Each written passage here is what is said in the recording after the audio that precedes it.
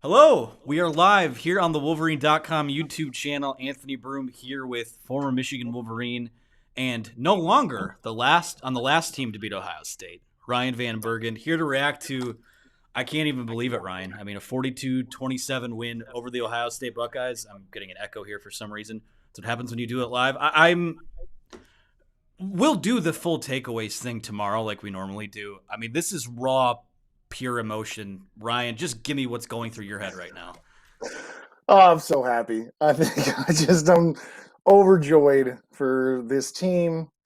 I just feel like there's a dynamic of this team and the makeup of this team and the seniors and the leadership that reminds me of the team 132 that I had back in 2011. And if you've ever played football, if you ever put the pads on, you know the difference between a good team and a great team. And we've had some good teams, but this is a great team, and they capitalized on the biggest stage. And what a way to finish off your career as far as times you'll play in the big house. I mean, that's something that you don't necessarily talk about all the time. But the last game in the big house against Ohio State, if you get that opportunity as a senior that you get to play at home and win that game, it is the best game by far and away, by a long shot, of any game you'll ever play there. And I'm so thrilled for the players, for Harbaugh. He's got the monkey off his back.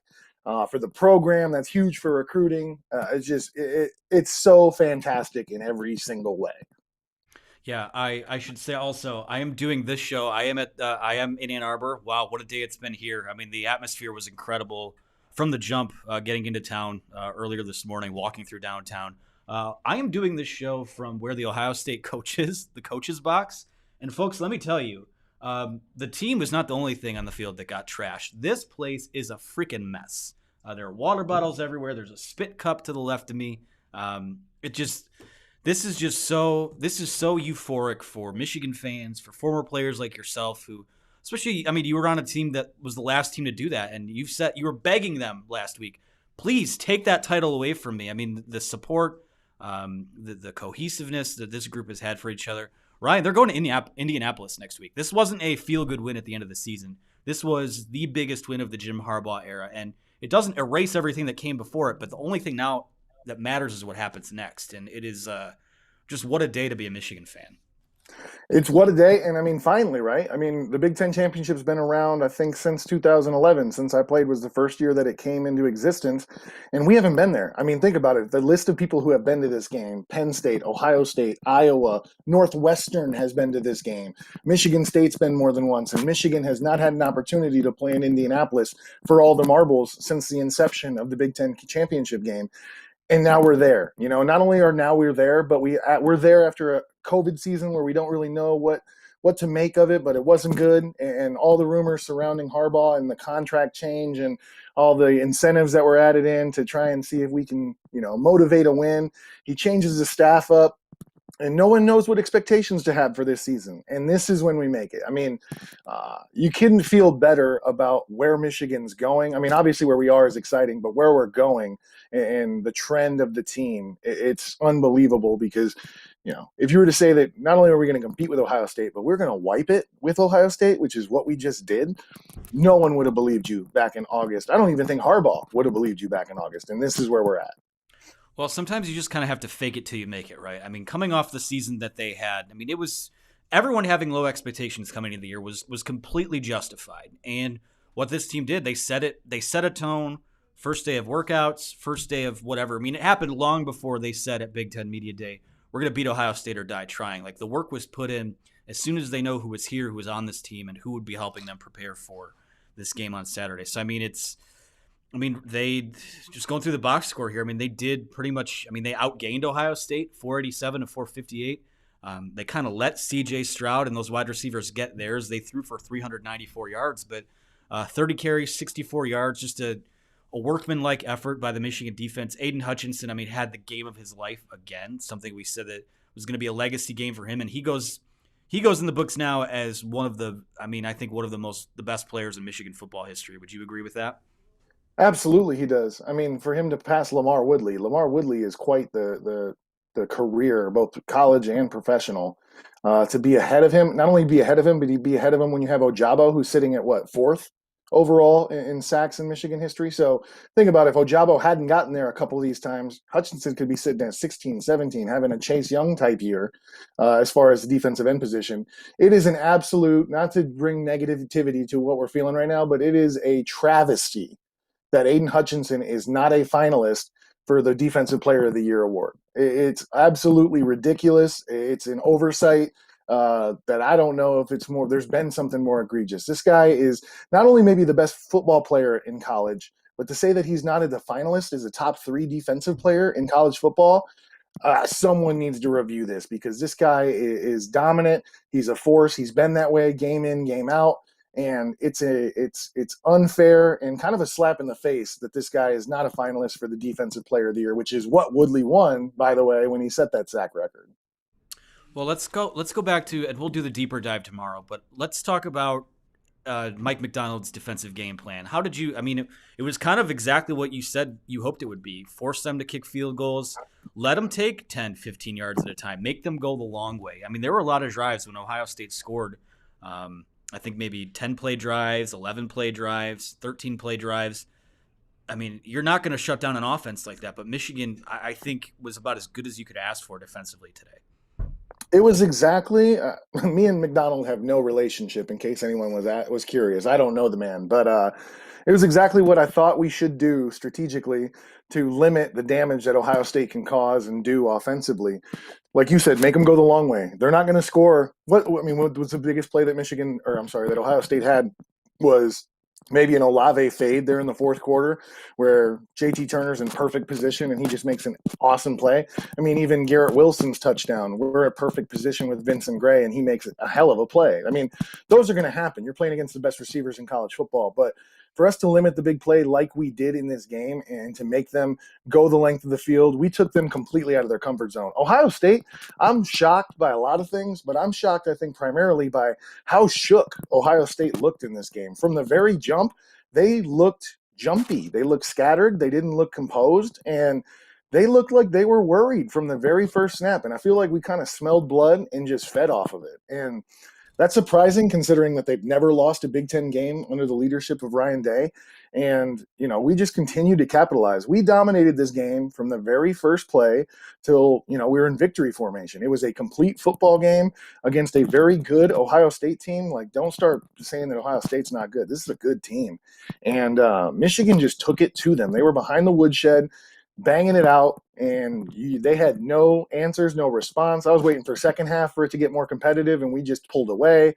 Just a great 4 quarters of football in the biggest game that they've played in since 2016, maybe before then. Ever, probably. I mean, Yeah. considering what was on the line. I think something that we talked about too is like not shooting yourselves in the foot. And there were points early on in this game. Michigan probably should have gone up 14-0. Cade throws a pick in the end zone or in the red zone. There was German Green ran into Ohio State's punt returner. That was an unforced error. R.J. Moten dropped an interception. Like, Michigan was in control of this game, but you drop those moments and you're like, oh God, those are the plays you have to make. But it just felt like Ohio State had to share of drops too. I mean, talk about those wide receivers. I mean, Jackson Smith and Jigba. Holy cow, is he a good player? 11 catches, 127 yards. Made a few catches that kept Ohio State in this game late. Quite frankly. 10 catches, 119 yards for Garrett Wilson. Chris Olave, 7 catches, 88 yards. They were as advertised. And C.J. Stroud, a lot of the time, was as advertised. But you got to him enough. And the biggest key, and this is something that I think we may have talked about earlier this week, you shut down the run. 30 carries for 64 yards. We talked about how there may have been a weakness where Michigan hadn't been as strong as they had been early in the year at the point of attack. Talk about how those dudes in the trenches played. They played really well. The other thing that I talked about, which I thought Ohio State was trying to take advantage and exploit, but we shored up, was when we play coverage, we're calling a defense with the anticipation that they're going to throw.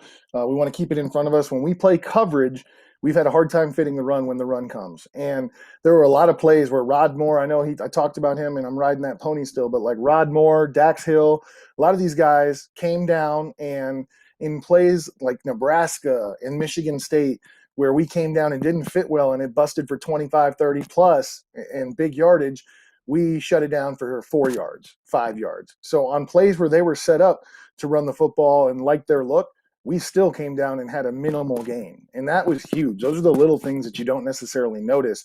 Up front, we played really well. Mozzie Smith had one of his best games. Hinton played really well. Jeter had a huge tackle for loss. I know I've talked about the defensive tackles. As good as our defense has been, the defensive tackles have been a spot of vulnerability for us, and not this game. They showed up in a big way. And I mean, that's the case with everybody. I feel like, yes, we played a good game. There were some things we could have cleaned up, like you mentioned, the drop pick, the interception that Cade threw early, some different things like that. We weren't lined up all the time, and they were catching us with tempo. But regardless, we got the job done, and all positions and all facets got the job done. Our coverage was fantastic. I mean, those guys had some good stat lines, but they were never behind us, and they made contested catches. And the secondary development from what it was last year to what we just saw in the Ohio State game versus maybe one of the most elite passing attacks in college football, you just golf clap, because that is an amazing development from our secondary. And even though they didn't make a bunch of huge plays, the reason Ohio State didn't make a bunch of huge plays is because they were in the right positions and knew what they were doing. Yeah, I mean, it was just incredible, really, on both sides of the ball for both of these teams. The amount of guys that stepped up and made plays, like you said, Vincent Can you Gray. hear I me? mean, can I hear you? Are you there, Ryan? Did you freeze on me? Sorry, Anthony. I don't know if you're catching me. We're getting a little. Okay, we lost Ryan, and now I'm on split screen. Um, while we wait for Ryan to come back, as he's calling in now. It's all right. Sometimes that happens live. It is what it is. Everyone's still with us, so hey, you know what? It's a good day on the field. Anyone can forgive us for what happens here. I forgot where I was going with that, but yeah, just the plays that were made on both sides. Really, when a guy like Vincent Gray got beat, it was because a guy like Smith and Jigba or Olave or Wilson just made a hell of a play, and that was going to happen in this game. So, talk. What did you see? Like, there were a couple times in this game where, like you said, the missed opportunities and here we go again. That type of thing happens, but it just doesn't seem like throughout the year it's been in Michigan's DNA to fold in those situations. What did you see out of them in terms of a response? I mean, obviously the scoreboard says what it does, but this just felt a lot different going into this game, and then the result being what it was on the field. I really think Saturday and what Ohio State did was a result, or what they did or didn't do. I don't think they expected Michigan to come out and fight like that, because they've had a long history in these games against Harbaugh, especially lately, where when things get tough, they kind of fold, and they never did. And I think that Ohio State was really caught off guard by that. I think so. Like I said, they look shook up. And as much as Olave and Smith Njibwa and Wilson and Stroud had a good game, they also were off their game just a little bit. And I was talking with a friend about this. I don't know how much this plays into it, but I do think it's a factor when you watch Reggie Bush shivering down there trying to do a broadcast. Stroud is from Rancho Cucamonga. Olave is from Cali. Smith and Njibwa, I think, is from Texas. These boys don't play in the snow. They're not used to the Midwest conditions. And I think it definitely had an impact on this game that we have skill guys that are from the Midwest. You have skill guys that are from sunny places. And I think that having snow on the field at 25 degrees definitely tilted the field in our favor. And I don't feel bad about that at all. I always hate in bowl games when, we go to Pasadena and play UCLA in the Rose Bowl, and that's their backyard. Of course, a neutral site, neutral. Yeah. But I think those guys struggled playing in the elements, and that's what Big Ten football is about. If you're a fan of Big Ten football and you didn't like this game, or you don't like, I was just downstairs watching Michigan State, Penn State in a whiteout game. If you don't like that, you might want to find a different conference, because this is the most exciting environment you can play in football. Yeah, as I look over my shoulder, there's probably about an inch and a half of snow like accumulated on the field now, so it's coming. Would have been cool to see a little more of it during the game, but hey, you know what? The game was what it was. I want to talk kind of big picture things, and I think maybe we'll start bringing up some comments from people, because we'll do the fuller in-depth thing tomorrow. But basically what happened on Saturday is that Michigan beat the holy hell out of Ohio State for 60 minutes, playing its own brand of football, when people like me, I think at times you and I have questioned the brand of football they were playing, if that was enough to beat Ohio State, if that was enough to win a Big Ten championship, and these type of showdown games now. They went out and dictated the type of game they were going to play against the Buckeyes. And I think that's maybe the most stunning thing of all is that, first of all, I'm very happy to be wrong. I think all of us are happy to be wrong, but this I has was to right. be, yeah, this has to, well, you picked a win, I but did. throughout the year, I mean, there were the questions for sure. And it's, I can't think of, I've been following Jim Harbaugh's coaching career since, before, while he was at Stanford, all that, before we ever thought Michigan was even a speck of possibility that could happen. This is the best coach team of his I've ever seen, and this is probably the most mentally resilient team of his I've ever seen. I would agree with that. And I would agree with that even though I was getting pretty frustrated defensively that we were getting caught up in some of the tempo things and not lined up, guys hand signaling when the ball's being snapped. But offensively, we were a machine. I don't even know if we had a penalty on offense. We may have had a false start, I believe, that gave us from a 1st and 10 to a 1st and 15. But outside of that, we played the cleanest game. And Cade threw, that's one of those plays where, oh, dude, you got to check. They got 2 high safeties. We called a pass trying to catch them, being run heavy on 1st and 10. And he threw that into triple coverage. He knows that was a bad throw. But outside of that, that was exactly what the game plan was. If you could have asked Harbaugh on Monday before this game, what would you like to do in this game? Control the possessions, long drives, get Haskins going, get 6 yards per carry, all these things that you would check, have boxes that you want checked in this Ohio State game that's going to make this game go in your favor. We were able to do all those things. And, it was just one person I want to shout out just from someone that I watched in the game, Andrew Vistardis. He's had he's been, as a lineman, you hear his name a little bit, but that dude was on fire today. That guy was always 6 yards down the field with his body in front of another guy's body and moving. And the offensive line, specifically guard, center guard, controlled this game. I can't name you what was Ohio State's defensive tackles' names. I don't know because they weren't involved. I don't know the middle linebacker's name because he wasn't involved. These guys were not factors because of how well we played up front. And I think it was you that said this. Like, if we can control the line of scrimmage and whoever has the more yards per carry or something to that effect will win this game. Absolutely right. I mean, we controlled the line of scrimmage both offensively and defensively. And that made it to where Ohio State was behind the woodshed with us getting taken advantage of. This was also a game too that was kind of like a body snatch or a body swap in that when things have gone wrong in this game for Michigan in the past, that's typically when the mistakes have spiraled and an unraveling happens. Ohio State was by far the more undisciplined team. There was the play down in the end zone where one of their defensive backs flipped off someone's helmet and chucked it 50 yards down the field. And I think the most telling stat of this game, I think, is who kept their cool and who didn't make the big mistake. Ohio State had 10 penalties for 66 yards. 5 or 6 of those was because that crowd out there today was insane. It was the most electric I've ever seen this place. They were into it. They were out there freezing their asses off, waving their maize pom-poms, yelling and screaming. And, Ohio State was off schedule a lot of times on offense because of that, because there were those 5 false starts. So, and only 2, this might be the stat of all stats for Michigan. 2 penalties, 20 yards on the day. That's it. It was the false start. I think it was on Eric All, and then the running into the punter. That was it. The running into the returner. That was it. Catch interference. Yep. Yep, that was it. Yep. So, hats off to them for that as well. And they played really smart. I was really worried. I saw, and I tweeted about it, but I saw that one of the refs from the 2016 game was part of this crew, and I was like, how did this happen? As reported by Chris Ballas of the Wolverine. Yeah, thank you, Chris. But there's there were opportunities where we were playing physical on the edge, and I thought it was the same both ways. It was consistent. Very rarely will you sit here and say, oh, that was a well-officiated game. They did not impact the game, which is what I think is necessary in order to see 2 juggernauts slug it out. And that's what happened. I thought at the corners, again, Vincent Gray had one caught over his head.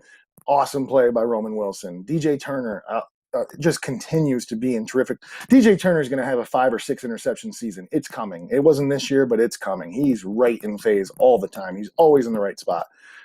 These guys really showed out without, you won't see it on ESPN of watch Michigan secondary versus Ohio. That won't happen.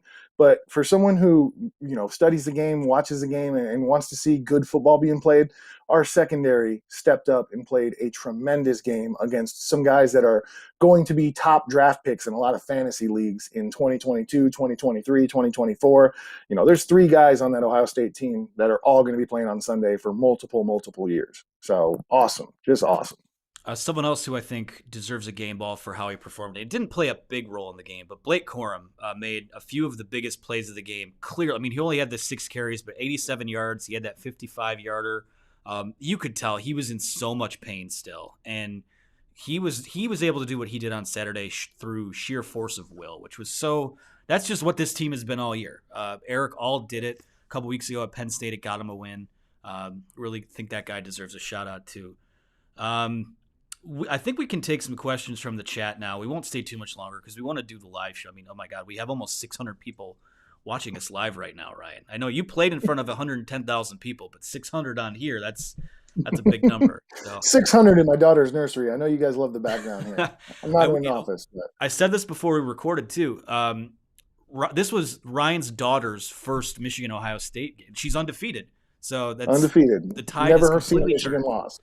That's right. Mm-hmm. So a lot of wins in that family. You've got the other win. I mean, the Van Bergens are responsible for 2 wins in the last 10 years. I mean, we should get you on the sideline or in the stadium. Hey, whatever's going to work. Let's just keep the momentum rolling. I don't see a lot of questions in the chat. It's just people essentially doing what we said we might be doing, just like making noises and yelling and typing in all caps.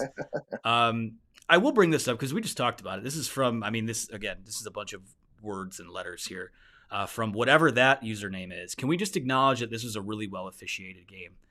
I think it was for the most part. I can't think of the one thing that, this isn't even an official thing, officiating thing. The Fox broadcast. We were here watching the game, but we had the TVs up above us. Can we get a replay or somewhere? It just seemed like, I don't know. How was that at home? There was definitely some plays where you wanted to see it again. There was just a couple that you don't know how much they would impact the game. And honestly, I'm not a big fan of replay. I like the flow of the game and keeping things moving. But there was one time where we caught a swing route on 2nd and 8, and it looked like we got a first down, but then all of a sudden we're at 3rd and 2. And we don't really know what happened. I would love to see a replay there. There was one that Smith Ojabwo caught at the 12 in the second half, that everybody on the Michigan team was going like this, like he didn't have possession and hit the ground, and they allowed him to snap it quick and get it done. But overall, I feel like this game is what you should do, which is let the boys play. Let the boys play. Especially in the passing game, you've just got to be consistent. If you're going to call every little hold, every little pull, everything in the secondary, just call it both ways, or do what you did today, which I thought was awesome. You let the boys play. There was nothing crazy over the top where I thought that they missed a call on either side. Obviously, I'm biased, but I thought they let him play to the level of physicality that you should be able to play without interrupting or interfering with the passing game. And overall, I thought it was a really well officiated game. Obviously, people could probably say, "Oh, you're a Michigan fan. You won. Of course, you think the refs were good." But I thought they were fair. I don't know if you're an Ohio State fan that you can argue that they didn't have 5 false start penalties. Those were all real. It just is what it is. Not only that, but you had false starts. You had 3 bad snaps that almost went through. I reiterate, Ohio State was shook up in this game. They looked like they came in a little bit scared. And I don't know why. I don't know what happened. But they lost the edge. That is the Buckeye edge. And now it's time to capitalize. Let's have an 8-game win streak on our side. Let's just, maybe let's get a little aggressive. But I'm not excited. Someone over there is getting fired for this. Who cares? But whatever.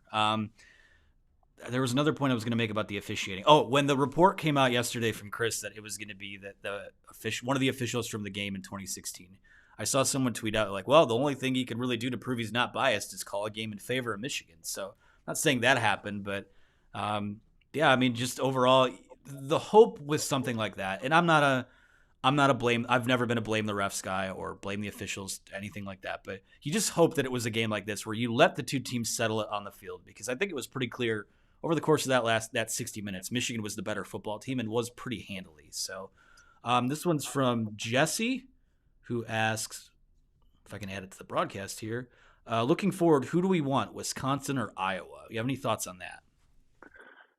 I honestly think we want Iowa. It's always tough to beat a team twice, and Wisconsin seems to have found their phase here in the second half of the season. They definitely seem like a better team than when we were in Camp Randall.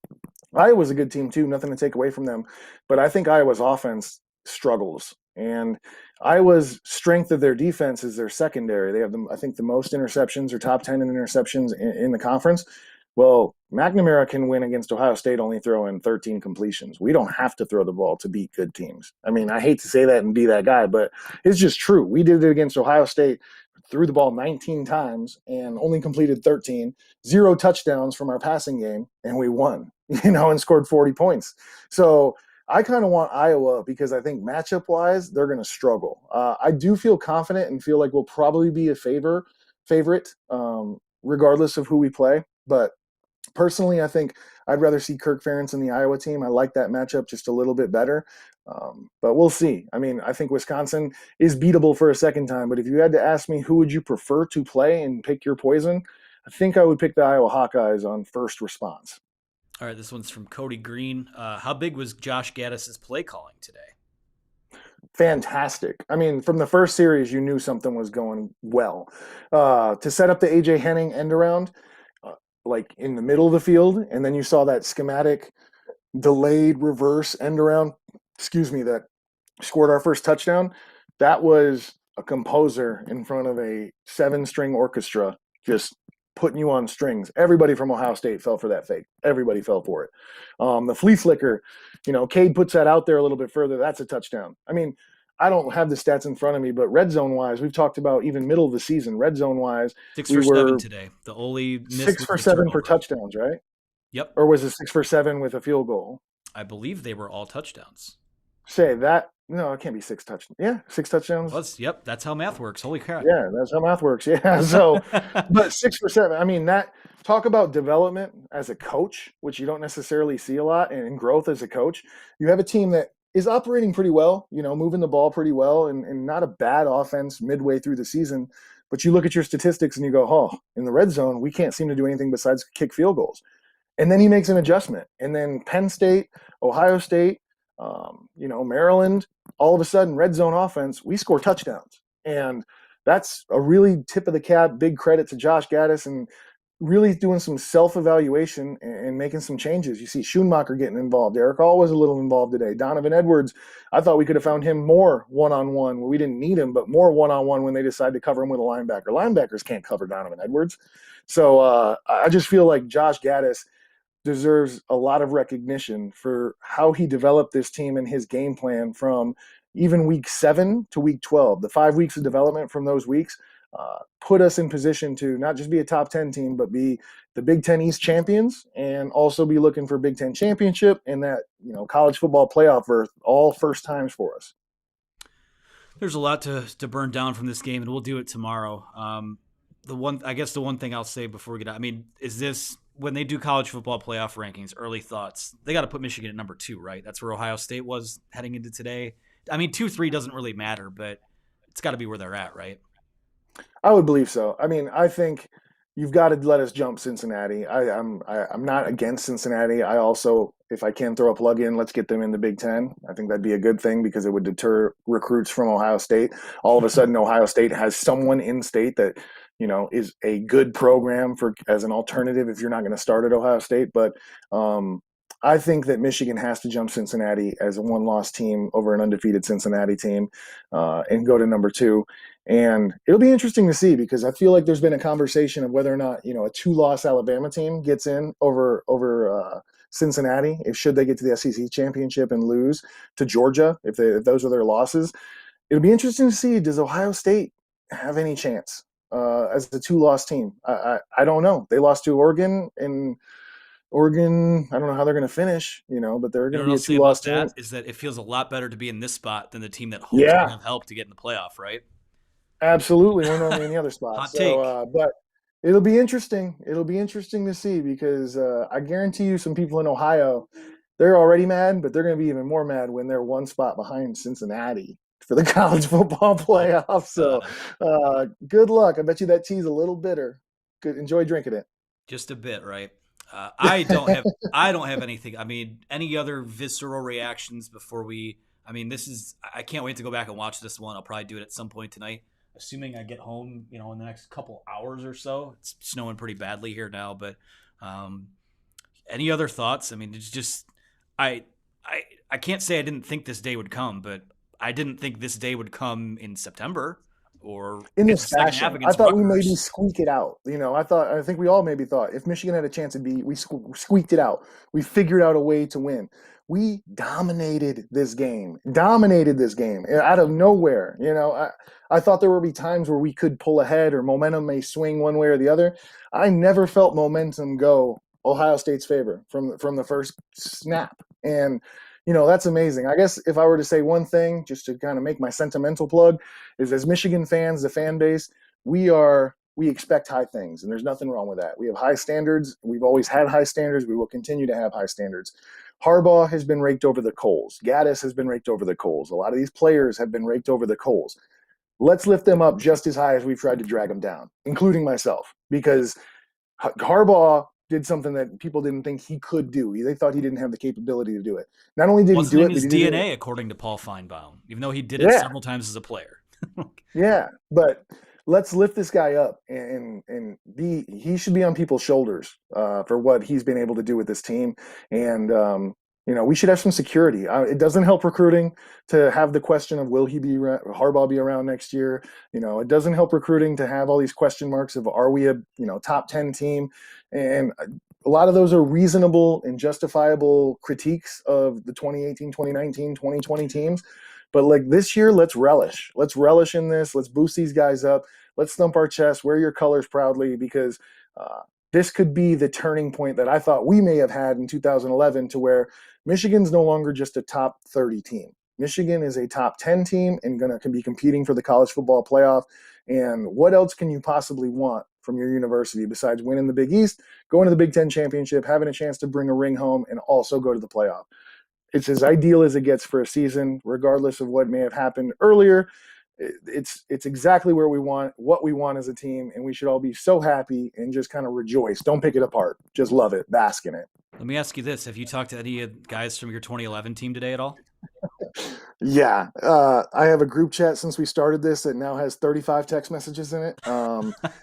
Everybody's stoked. I will say Denard Robinson is geeked.